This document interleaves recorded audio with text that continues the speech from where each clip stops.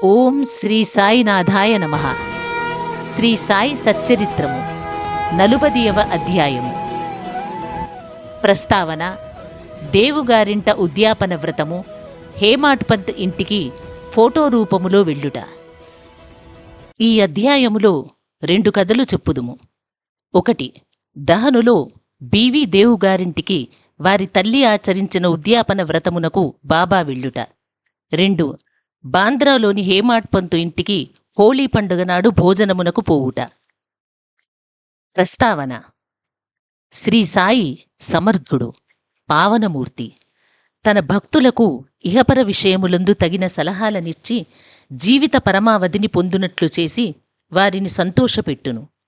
సాయి తన హస్తమును భక్తుల తలపై పెట్టి తమ శక్తులను వారిలోనికి పంపించి భేదభావమును నశింపజేసి అప్రాప్యమును ప్రాప్తింపజేయును. వారు తమ భక్తుల ఎడ భేదము లేక తమకు నమస్కరించిన వారిని ఆదరముతో అక్కున చేర్చుకొనిటివారు. వర్షాకాలములో నదులు కలియు సముద్రము వలె బాబా భక్తులతో కలిసి తమ శక్తిని, స్థాయిని శిష్యులకిచ్చును. దీనిని బట్టి ఎవరైతే భగవద్భక్తుల లీలలను పాడెదరో వారు భగవంతుని లీలలను పాడిన వారి కంటే గాని అంతకంటే ఎక్కువగాని దేవుని ప్రేమకు పాత్రులగుదురని తెలియవలేను. ఇక ఈ అధ్యాయములోని కథల వైపు మరలుదుము. దేవుగారింట ఉద్యాపన వ్రతము. దహనులో బివి దేవుగారు మామలతదారుగా నుండెను. వారి తల్లి 25-30 నోములు నోచెను. వాని ఉద్యాపన చేయవలసి ఉండెను. ఈ కార్యములో 100-200 మంది బ్రాహ్మణులకు భోజనము పెట్టవలసి ఉండెను. ఈ శుభకార్యమునకు ముహూర్తము నిశ్చయమయ్యెను. దేవుగారు బాపూసాహెబ్ జోగు గారికి ఒక లేఖ వ్రాసిరి. అందులో బాబా ఈ శుభకార్యమునకు దయచేయవలయుననియు వారు రాకున్నచో అసంతృప్తికరముగా నుండుననియూ వ్రాసెను. జోగ్ ఆ ఉత్తరము చదివి బాబాకు వినిపించెను. మనఃపూర్వకమైన విజ్ఞాపనను విని బాబా ఇట్లనియే: నన్నే గుర్తుంచుకొను వారిని నేను మరువను. నాకు బండిగాని, టాంగాగాని, రైలుగాని, విమానముగాని అవసరము లేదు. నన్ను ప్రేమతో పిలుచువారి యొద్దకు నేను పరుగెత్తిపోయి ప్రత్యక్షమయ్యేదను. అతనికి సంతోషమైన జవాబు వ్రాయుము. నీవు, నేను, ఇంకొకరు సంతర్పణకు వచ్చేదమని వ్రాయుము. జోగ్ బాబా చెప్పినది దేవుకు వ్రాసెను. దేవుగారింతో సంతసించిరి. కాని బాబా రహత, రుయి, నీమ్గాం దాటి ప్రత్యక్షముగా ఎక్కడికి పోరని ఆయనకు తెలియును. బాబాకు అవశ్యమైనదేమీయూ లేదు. వారు సర్వాంతర్యామి అగుటచే హఠాత్తుగా ఏ రూపమునైనా వచ్చి తమ వాగ్దానమును పాలించవచ్చుననుకొనెను. ఉద్యాపనకు కొద్ది రోజులు ముందుగా బెంగాలీ దుస్తులు ధరించిన సన్యాసి ఒకడు గోసంరక్షణకై సేవ చేయుచూ దహను స్టేషన్ మాస్టర్ వద్దకు చందాలు వసూలు చేయు మిషతో వచ్చెను. స్టేషన్ మాస్టరు సన్యాసిని ఊరిలోనికి పోయి మామలతదారుని కలుసుకొని వారి సహాయముతో చందాలు వసూలు చెయ్యమనెను. అంతలో మామలతగారి అచ్చటికి వచ్చెను. స్టేషన్ మాస్టరు సన్యాసిని దేవుగారికి పరిచయమునర్చెను. ఇద్దరూ ప్లాట్ఫామ్ మీద కూర్చుని మాట్లాడిరి. దేవు ఊరిలో ఏదో మరొక చందా పట్టి రావు సాహెబ్ నరోత్తమ శెట్టి నడుపుచుండుటచే ఇంకొకటి అప్పుడే తయారు చేయుట బాగుండదని చెప్పి 2 లేదా 4 మాసముల పిమ్మట రమ్మనేను. ఈ మాటలు విని సన్యాసి అచట నుండి పోయేను. 1 నెల పిమ్మట ఆ సన్యాసి ఒక టాంగాలో వచ్చి 10 గంటలకు దేవుగారి ఇంటి ముందర ఆగెను. చందాల కొరకు వచ్చనేమోనని దేవు అనుకొనెను. ఉద్యాపనకు కావలసిన పనులలో దేవుగారు నిమగ్నులయుండుట చూసి తాను చందాల కొరకు రాలేదనియు భోజనమునకై వచ్చి తిననియు సన్యాసి చెప్పెను. అందుకు దేవు: మంచిది, చాలా మంచిది, మీకు స్వాగతము, ఈ గృహము మీదే అనెను.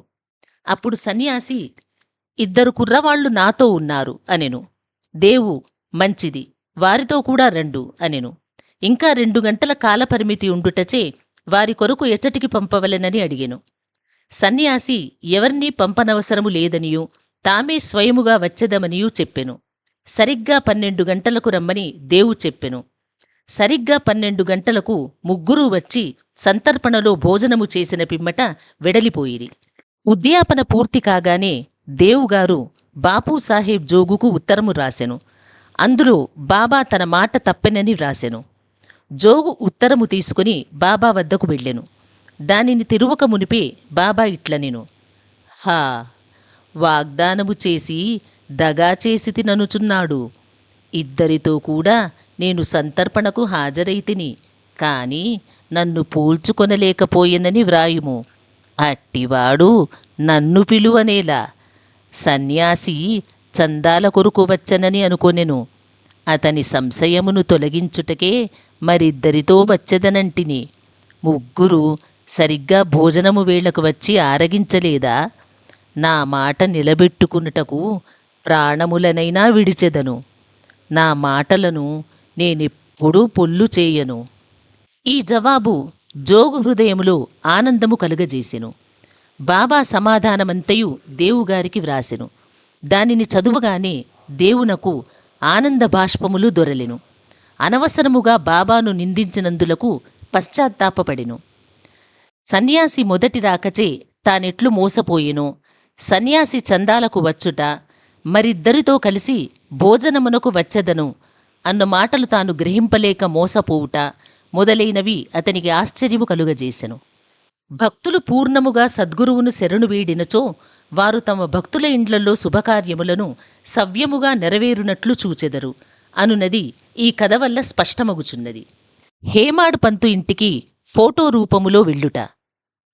ఇక బాబా తన ఫోటో రూపమున సాక్షాత్కరించి భక్తుని కోరిక నెరవేర్చిన మరొక కథను చెప్పిదము. 1917వ సంవత్సరము హోలీ పండుగ నాడు వేకువజామున హేమాడ్ పంతుకు ఒక దృశ్యము కనిపించెను.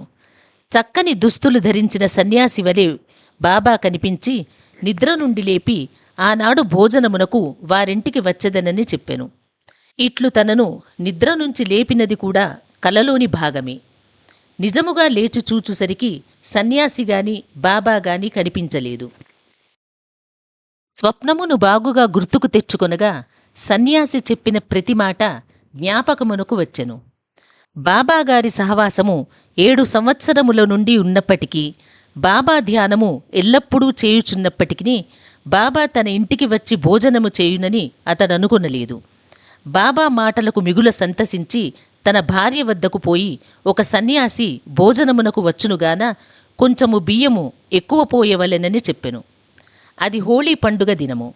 వచ్చువారెవరని, ఎక్కడి నుంచి వచ్చుచున్నారని ఆమె అడిగెను. ఆమెననవసరముగా పెడదారి పట్టించక ఆమె ఇంకొక విధముగా భావింపకుండునట్లు జరిగినది జరిగినట్లుగా చెప్పనించి తానుగాంచిన స్వప్నమును తెలియజేసెను. సిరిడీలో మంచి మంచి పిండి వంటలను విడిచి బాబా తన వంటి వారింటికి బాంద్రాకు వచ్చునాయని ఆమెకు సంశయము కలిగెను.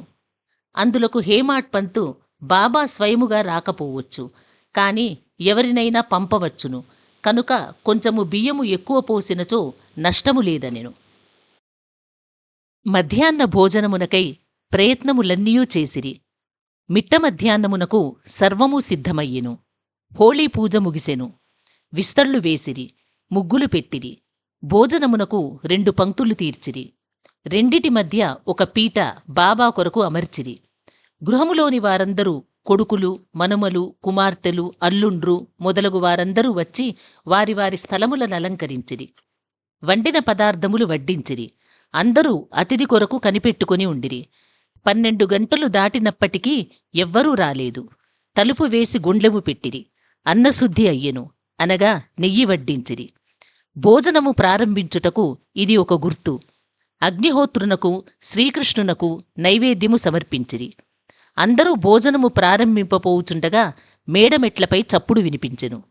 హేమాడ్ పంతు వెంటనే పోయి తలుపు తీయగా 2 మనుష్యులచ్చటుండిరి. ఒకరు అలీ మహమ్మద్, వేరొకరు మౌలానా ఇస్ము ముజావర్. ఆ ఇరువురు వడ్డనంతయు పూర్తయి అందరూ భోజనము చేయుటకు సిద్ధముగా నుండుట గమనించి హేమాడ్ పంతును క్షమించమని కోరి ఇట్లు చెప్పిరి. భోజన స్థలము విడిచిపెట్టి మా వద్దకు పరిగెత్తుకొని వచ్చితివి. తక్కినవారు నీ కొరకు చూచుచున్నారు, కావున ఇదిగో నీ వస్తువును నీవు తీసుకొనుము. ఆ తరువాత తీరుబడిగా వృత్తాంతమంతయూ తెలిపిదము. అట్లనుచు తమ చంకలో నుంచి ఒక పాత వార్తాపత్రికలో కట్టిన పటమును విప్పి టేబుల్ పైన పెట్టిరి. హేమాడ్ పంతు కాగితము విప్పి చూచుసరికి అందులో పెద్దదియగు చక్కని సాయిబాబా పటముండెను. అతడు మిగుల ఆశ్చర్యపడెను. అతడి మనస్సు కరిగెను. కండ్ల నుండి నీరు కారెను. శరీరము గగురుపాటు చెందెను. అతడు వంగి పటములోనున్న బాబా పాదములకు నమస్కరించెను. బాబా ఈ విధముగా తన లీలచే ఆశీర్వదించనని అనుకునెను. గొప్ప ఆసక్తితో నీకా పటమెట్లు వచ్చనని అలీ అహ్మద్ను అడిగెను. అతనా పటమొక అంగడిలో కొంటిననియు దానికి సంబంధించిన వివరములన్నీయూ తరువాత తెలియజేసేదనెను. తక్కినవారు భోజనమునకు కనిపెట్టుకుని ఉండుటచే త్వరగా పొమ్మని అనెను. హేమాడ్ పంతు వారికి అభినందనలు తెలిపి భోజనశాలలోనికి పోయెను. ఆ పటము బాబా కొరకు వేసిన పీటపై పెట్టి వండిన పదార్థములన్నీ వడ్డించి నైవేద్యము పెట్టిన పిమ్మట అందరూ భుజించి సకాలమున పూర్తి చేసిరి. పటములోనున్న బాబా యొక్క చక్కని రూపును చూసి అందరూ అమితానందభరితురైరి. ఇదంతయు ఎట్లు జరిగనని ఆశ్చర్యపడిరి. ఈ విధముగా బాబా హేమాడ్ పంతుకు స్వప్నములో చెప్పిన మాటలను నెరవేర్చి తన వాగ్దానమును పాలించుకొనెను. ఆ ఫోటో వివరములు అనగా అది అలీ అహ్మద్కెట్లు దొరికెను, అతడెందుకు తెచ్చెను, దానిని హేమాడ్ పంతుకెందుకిచ్చెను అనునవి వచ్చే అధ్యాయములో చెప్పుకుందుము. 40వ అధ్యాయము సంపూర్ణము. సద్గురు శ్రీ సాయినాథార్పణమస్తు. శుభం భవతు. ఈ వీడియో మీకు నచ్చినట్లయితే లైక్ చేయండి, షేర్ చేయండి, మా ఛానల్ని సబ్స్క్రైబ్ చేయండి.